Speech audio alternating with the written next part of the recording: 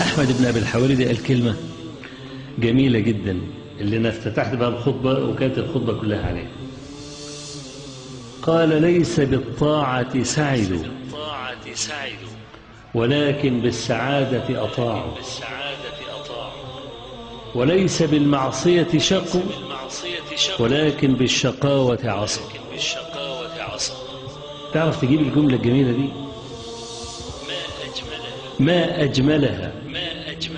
كان كلامهم درر، السلف دول كلامهم درر. ليس بالطاعة سعدوا ولكن بالسعادة أطاعوا، السعادة التي كتبت لهم وهم في بطون أمهاتهم، أطاعوا بهذه السعادة السابقة. ليس بالطاعة سعدوا ولكن بالسعادة أطاعوا، وليس بالمعصية شقوا ولكن بالشقاوة عصوا.